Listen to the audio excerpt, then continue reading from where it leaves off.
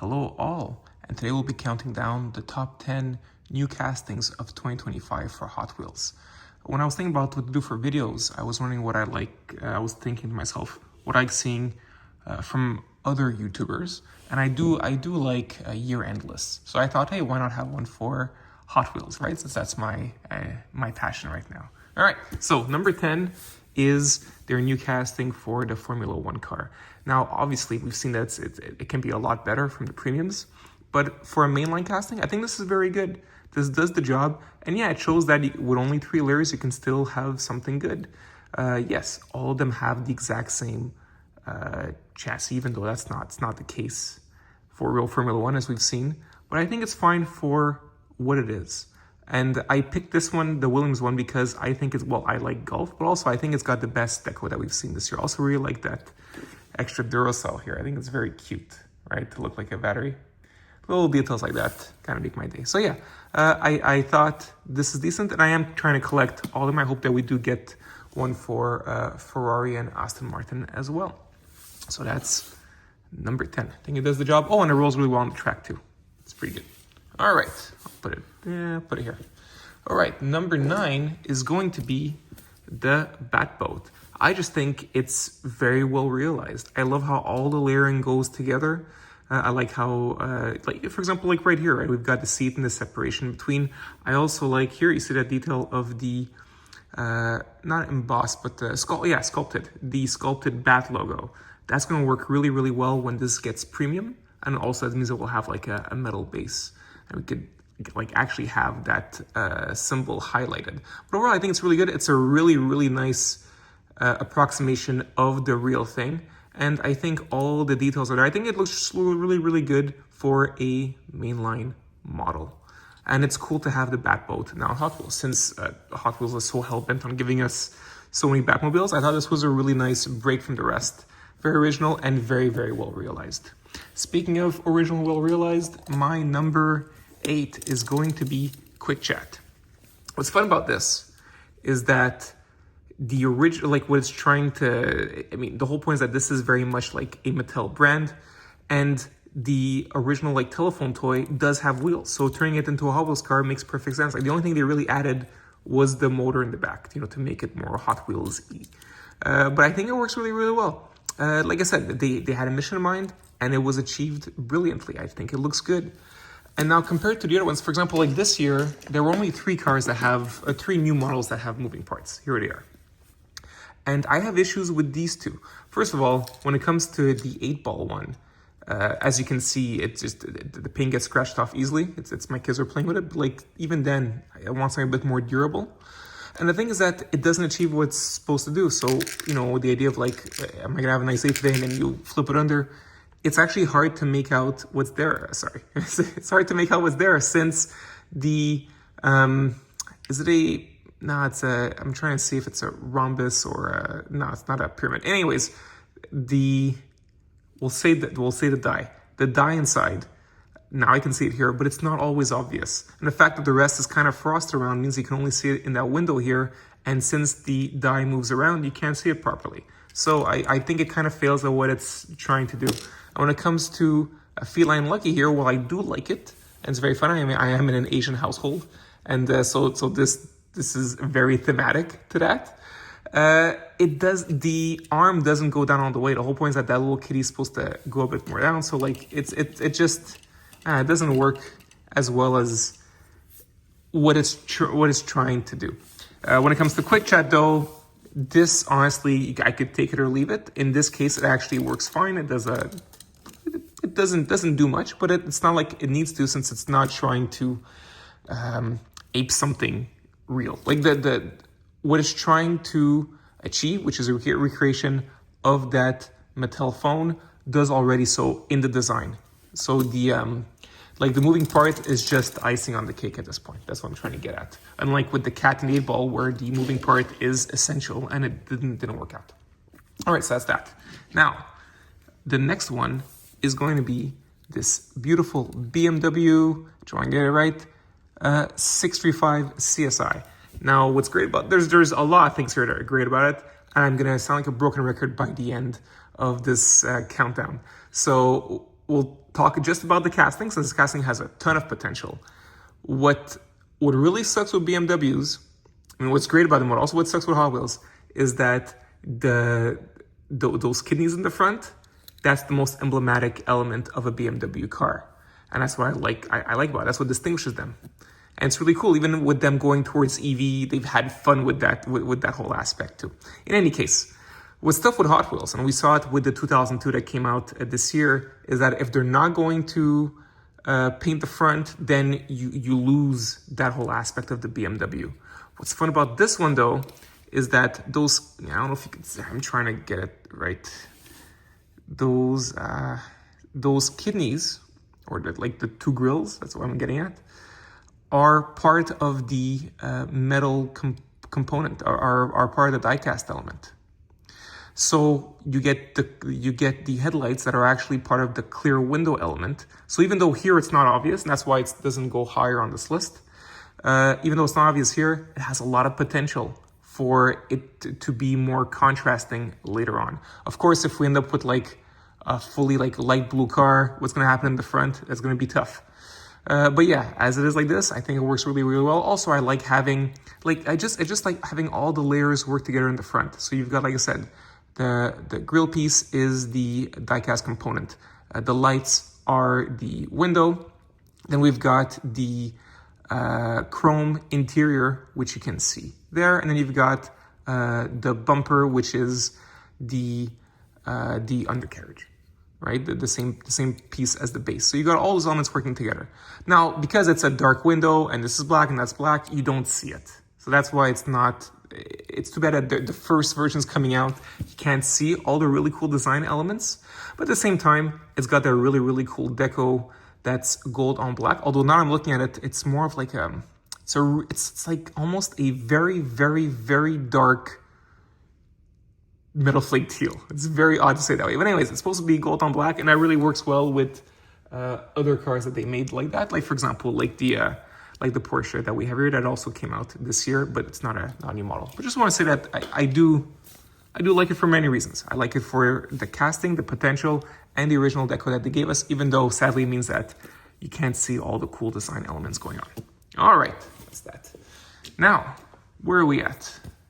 10, 9, 8, 7, 6. 6 is a great car. It is the Porsche 911 Cabriolet. And the thing is, so odd as I'm not a Porsche guy.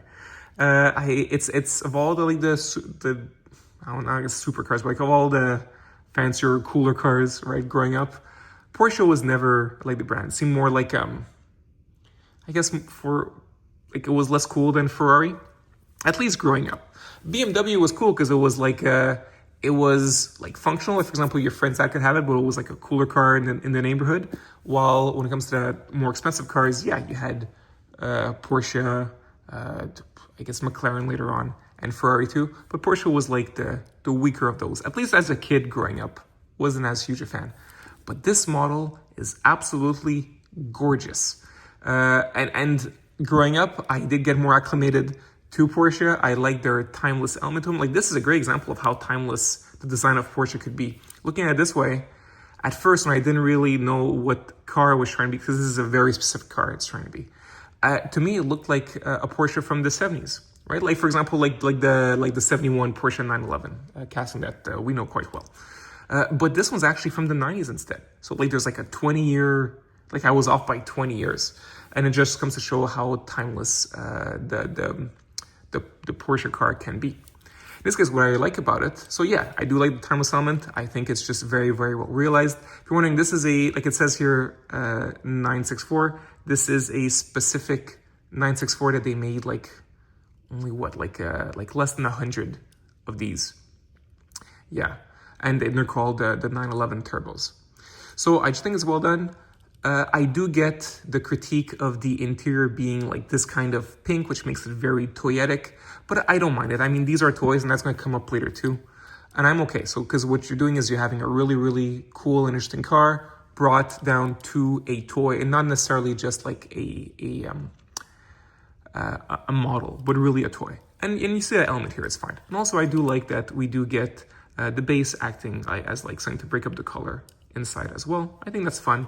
And what's really cool is that the color that came out, we do have this very, very like a cool, rich, dark metal flake burgundy. And we have full tampos in the front, very, very well realized. And also full tampos in the back, even though it's hard to make out. But yeah, this is painted as well. So the taillights go all around. Very, very cool.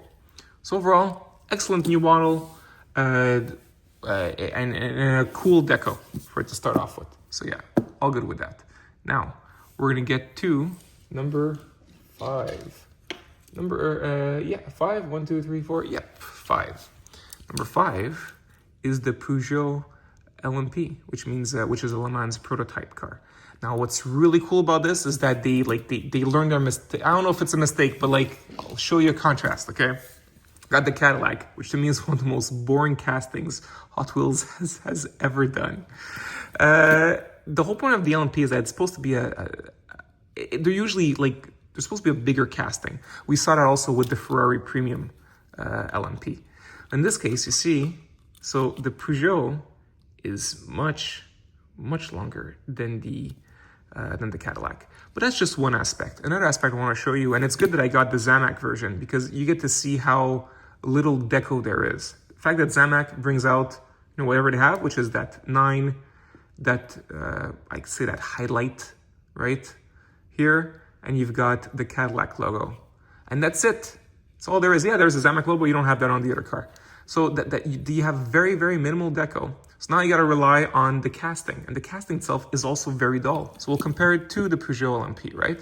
Now the Peugeot LMP it breaks up the die-cast element by using some of the interior for the fin. So I think that's really, really cool. It breaks it up that way. Not just that, also look at the front here. So with the Cadillac, the die-cast element is used for most of the front, while with the Peugeot, it's really like done half. So you've got the upper half is of course die-cast element, but the lower half is the plastic base, and you've got some like very cool variation design there. And it goes on with the back too. You tell me which of these two is more interesting. Now, of course, that also deals with the car itself.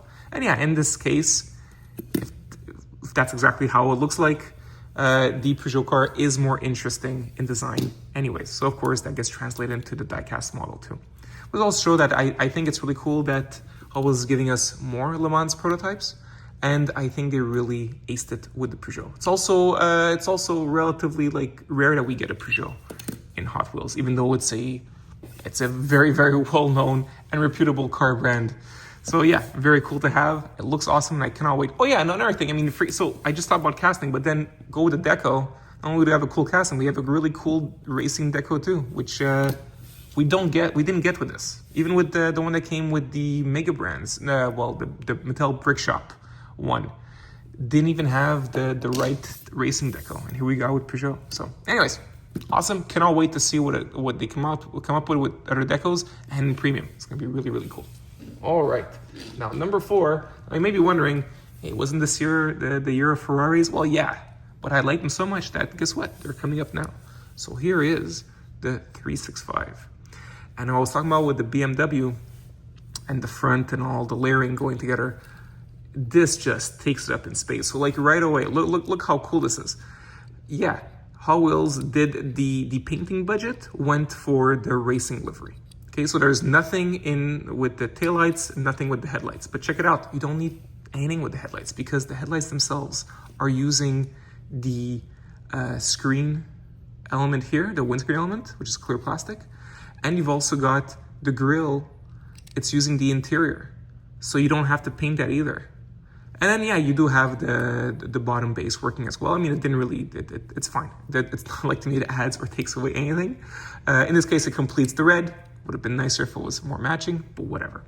The point I'm trying to make, though, is that the fact that the design of this casting means that the headlights and grille are taken care of, you can, in a mainline, it'll never look cheap. It'll always look this good because then you can use your paint and deco budget for the rest of the car in different racing liveries. So it's really cool. I think it's beautiful. It's a wonderful, wonderful Ferrari to add to the collection and to start the year-end, the partnership with. So yeah, looking forward to it. And yeah, of course, I got the Okay, I'm gonna try to get this in all the colors possible. This is an awesome casting. Really, really love it. So that's cool. Oh yeah, and at the same time, it also has like that retro racing feel to it that I collect. All right, speaking of retro racing or any Italian cars, we've got here the Giulia, the Alfa Romeo Giulia, which I've got to point something out that's very bizarre. Probably nobody's from Hot Wheels watching this, but there's a typo. It's the Giulia, which is like a girl's name in Italian, okay? And it's supposed to be, it's Giulia. And look here. We've got G, wait, maybe it's easier in the green one. Maybe. Yeah, here. It's G, they wrote Giulia. So, yeah, not great. Not great, Hot Wheels, with that typo. It's like Giulia. No, it's Giulia. So you need that I in the front to do that J sound, even though it's a G. Anyways, so that's beside the fact. Now we're gonna get to why this is a cool casting. I was talking about the front and all the layers combining. Here, yes, there's only 3 layers instead of 4 because they're only using the windscreen element doesn't appear anywhere else. It's just kept all around here, which is fine. I don't mind. What's cool though, and I'll compare this to the Matchbox. This is a different one. They're all, it's weird. Like this is also from the exact same era. It's also a 65 Giulia, but this is the TI Super, while this is the what was it again? Just making sure, the Sprint GTA. Okay, but if you're wondering, the same year there's also a 65 Giulia Spider, which I think is really, really cool. But it looks more along the lines of like it only has like the headlights at the extremities. Anyways, doesn't matter. Point is, we'll get to the point. So in here, you'll see what they did here with Matchbox. The fact that the grille has to always be painted, in this case, for it to look any decent.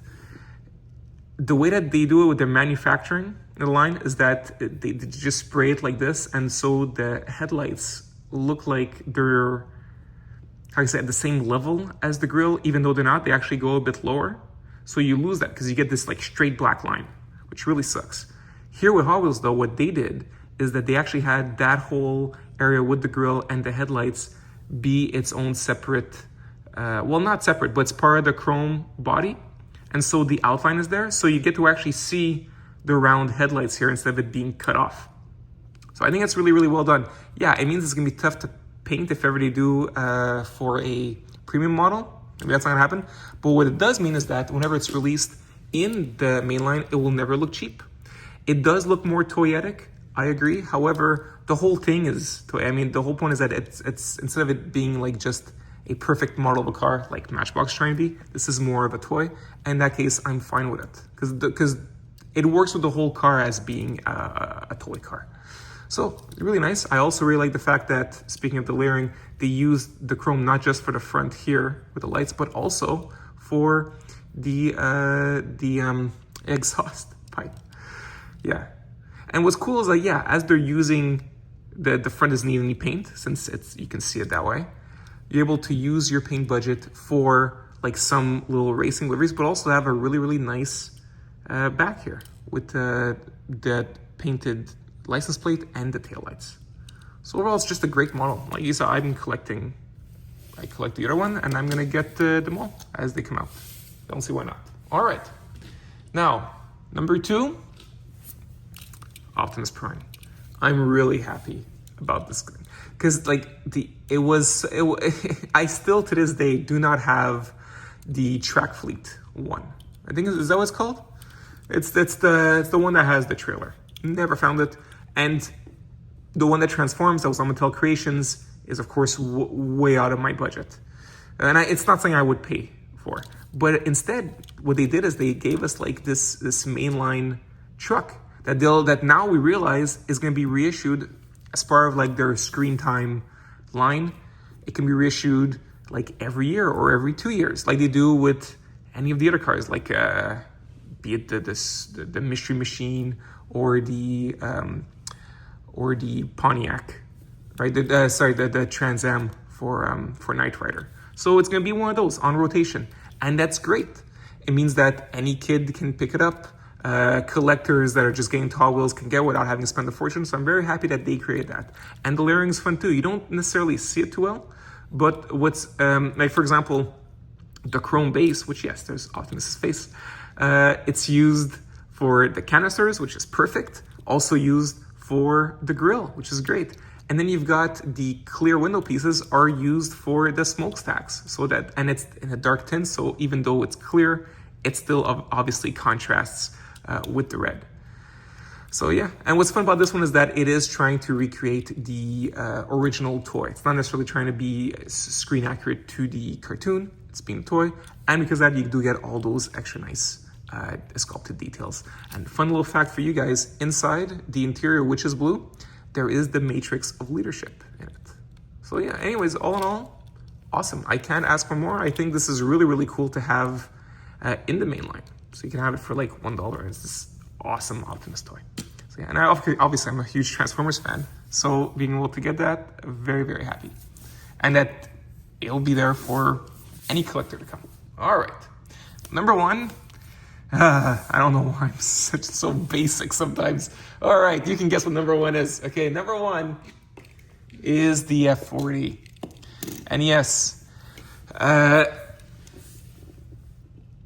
it is kind of cheap for Hot Wheels that there is very, very little tempo on this. Like, so all you have is literally like the badge, 3 badges. They didn't even bother with the back. But it is a really cool casting with a lot of awesome potential.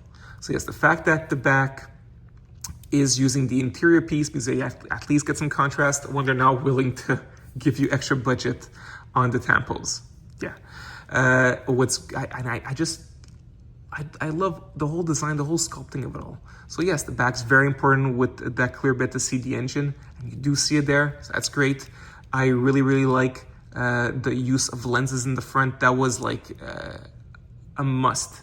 Right, because if it was gonna be stuck with painted details, we'd never hear the end of it. But in this case, you actually do get the lens in the front, and you get to see it. I don't know if you can see it, but like you get to see the sculpted interior detail of the headlights. So it's just really cool. It's just really, really well done in that sense, and I cannot wait to see this either in premium and in different decos. Obviously, I got the other one there.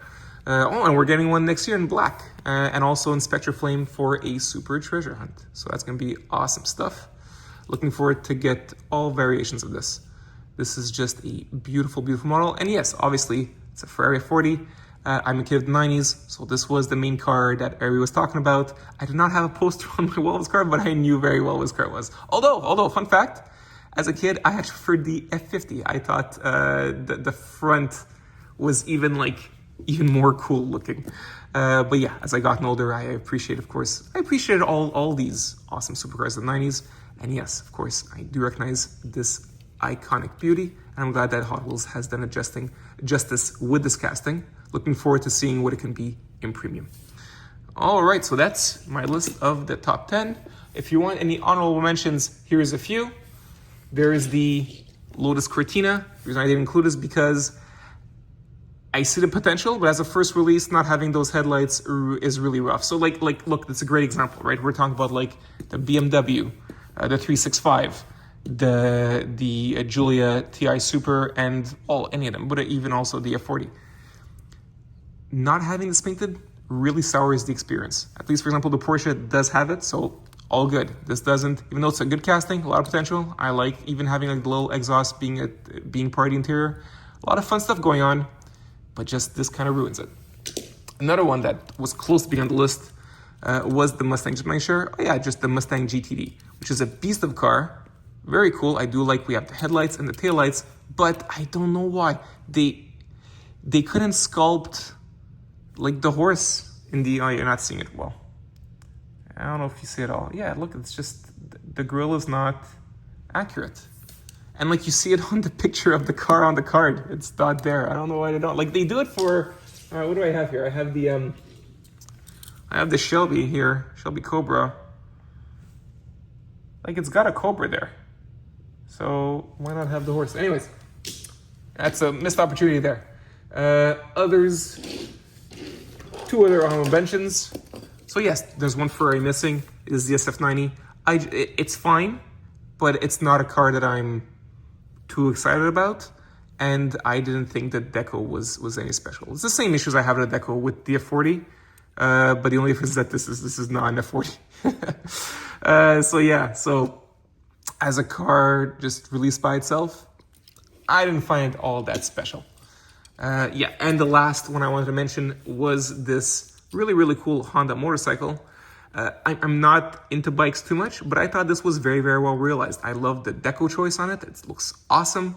And I like all the layering we get together. So we got two layers that are the two halves of the diecast, so that's really cool. And we've got the black used for the handlebars and the seat, and of course you got the clear plastic used for the headlights and the front window here. So yeah, all in all, I thought this was an awesome bike, probably the best one that they've done in a very, very long time.